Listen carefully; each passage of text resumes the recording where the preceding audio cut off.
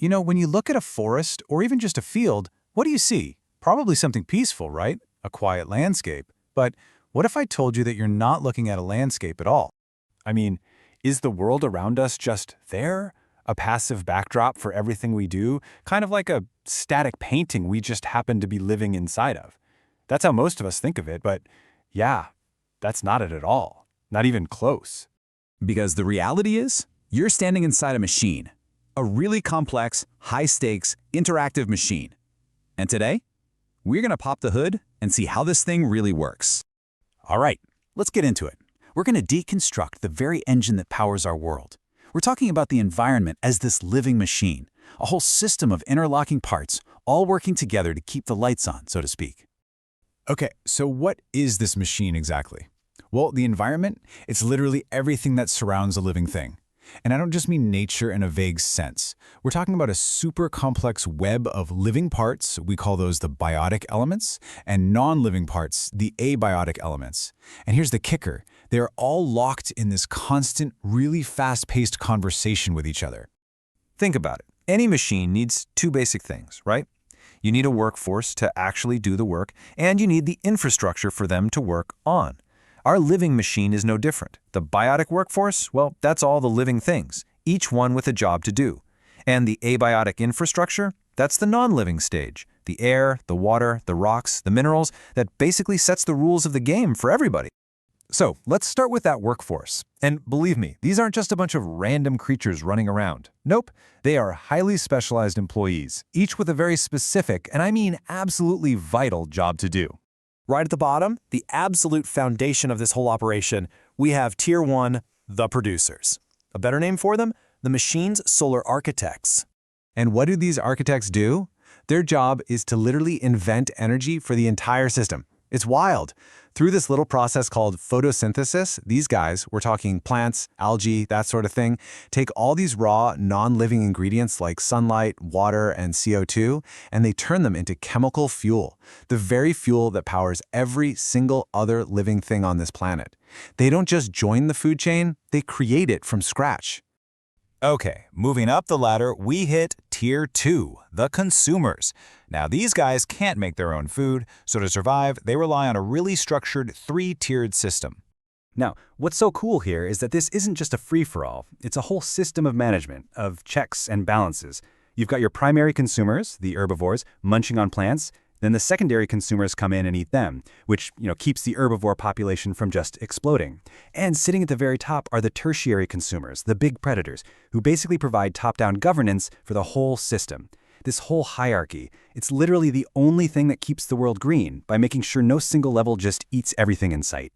And that brings us to the final and maybe most overlooked part of the workforce.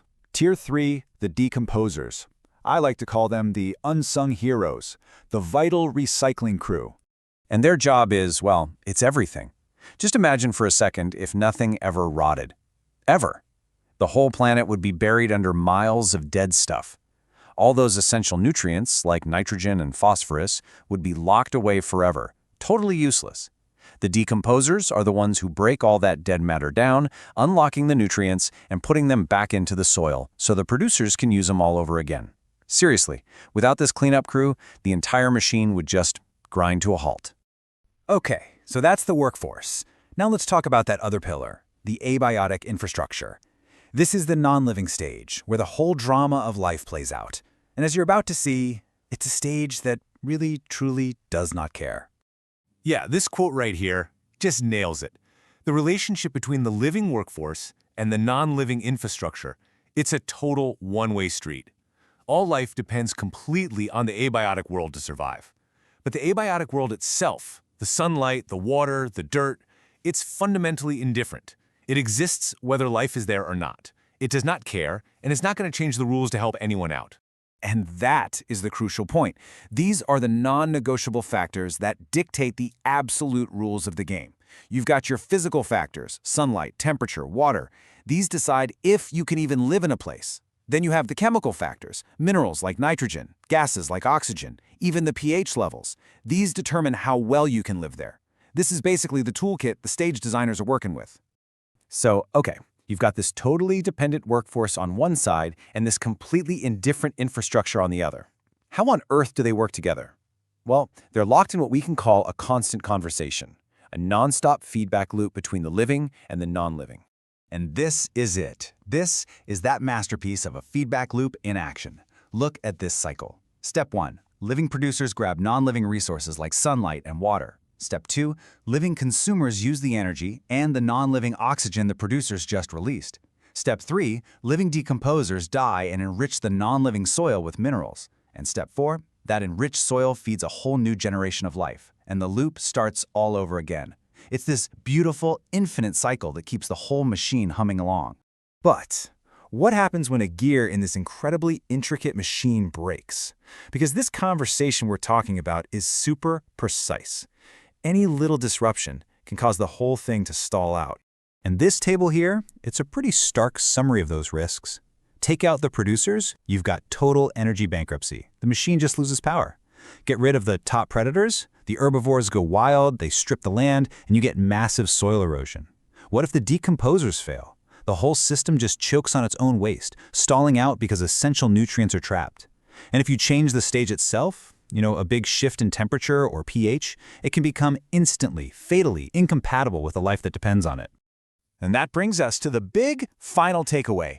This living machine, with its completely dependent workforce and its totally indifferent infrastructure, it has no safety net. There's no backup plan. The stage does not adjust for the actors. So the real question isn't just, how does this machine work? The real question is, how do we protect it? How do we maintain its incredibly fragile and absolutely essential balance?